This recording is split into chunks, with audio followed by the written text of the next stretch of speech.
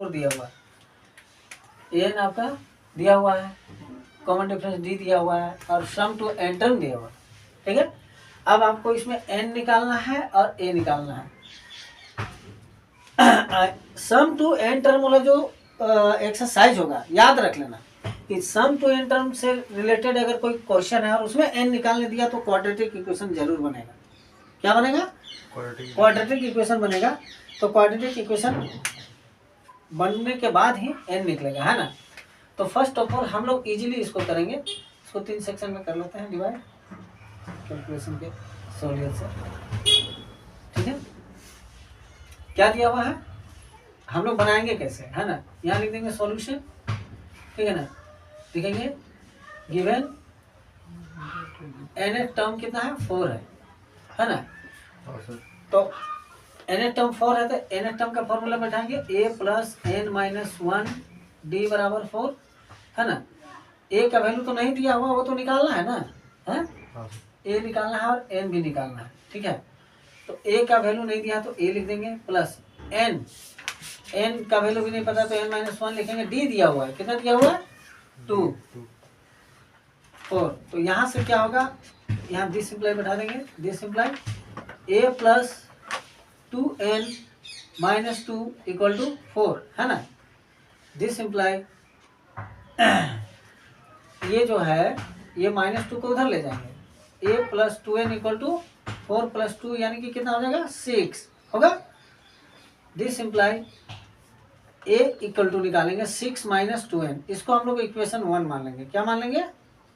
Equation 1। ठीक है, अब यहाँ पर लिख दिए। अब क्या है, लिखेंगे एस एन का फॉर्मूला। ठीक है, उसी के नीचे गिवन, यहाँ लिखेंगे given S N equal to -14, है ना। ठीक है, तो एस एन का फॉर्मूला क्या होता है, n/2 into 2a plus a plus n होता है ना। अगर आपका n एक टर्म दिया हुआ है तो हम उसी का हेल्प से निकालेंगे, है ना। क्या करेंगे, हम लिखेंगे एस एन के जगह में n/2 into A plus A N, ठीक है, समझ में आया। इक्वल टू एस एन का वैल्यू कितना है -14 लिख दिए यार, ठीक है ना। अब n भी पता नहीं है, n/2, a भी पता नहीं है, लेकिन a का वैल्यू कितना है बताओ, 6 माइनस 2n प्लस एन का वैल्यू कितना है 4 इक्वल टू -14। अब यहाँ है n/2, ये कितना हो गया 6 plus 4 10 minus 2n equal to -14, है ना। अब ये इन दोनों में से 2 कॉमन जाएगा, n/2 देखो यहाँ 10 में भी और 2 में भी, यहाँ से 2 निकालेंगे तो 10 का कितना बचेगा 5 ना, और यहाँ n बचेगा, यहाँ हो गया -14। ये 2 कैंसिल हो जाएगा, कैंसिल हो गया। उससे थोड़ा डिफरेंट बन रहा है ना, बन रहा है ना। दिमाग तुम्हारे पास रहेगा तुम बना लेगा, डिफरेंट होना ही है, समझा ना। हम ही आदमी हैं, अभी बनाएंगे उस तरीके से, अभी दूसरे तरीके से बन रहा है। इक्वेशन वही आएगा, ध्यान से देखना। 5 को n से मल्टीप्लाई करोगे और n को n से करोगे तो ये तो n² हो जाएगा ना, -14। अब हम लोग क्या करेंगे, हम n² को उधर ले जाएंगे, समझा ना, n² और 5n को भी उधर ले जाएंगे तो 5n और -14 बराबर 0 लिखेंगे। क्या लिखेंगे, अब ये देखो एक फैक्टराइजेशन टाइप का आ गया, वही क्वेश्चन आया है। तो हम यहाँ लिखेंगे n² - 5n + 14 = 0। तो अब इसको फैक्टराइज करेंगे, तो इसको फैक्टराइज करने का तरीका पता है, ये -5 है और ये +14 लाना है ना। तो लिखेंगे n² माइनस प्लस 14 -14 ना, सॉरी कितना माइनस है ना यहाँ पे, हम ये सब पर उधर भेजे हैं तो -14। तो -5 कैसे आएगा, 7 + 2 लिख देंगे तो -5 आ जाएगा ना, है। और दोनों को मल्टीप्लाई करेंगे तो 14 भी आ जाएगा माइनस में, ठीक है। तो मेरा दोनों चीज हो गया। तो फैक्टराइज ऐसे किया जाता है, -7n + 2n -14 = 0।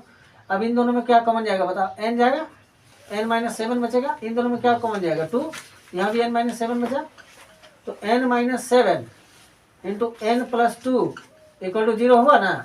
तो n माइनस 7 है तो n बराबर देखो एक बार प्लस 7 आएगा, ठीक है, and n equal to minus 2। तो भाई ये एक ही का टर्म निकाल रहे हैं हम n, है ना, तो नेगेटिव ले नहीं सकते हैं, ले सकते हैं क्या? तो हम लोग लिखेंगे सो n इक्वल टू 7 वैलिड, है ना, ठीक है। अब एक इक्वेशन बनाए थे हम लोग, equation 1 a equal to 6 minus 2n बनाए थे ना।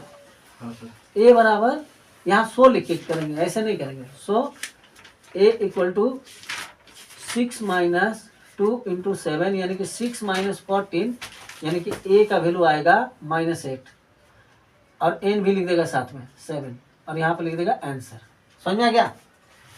a का वैल्यू आ गया -8 और n का वैल्यू आ गया 7।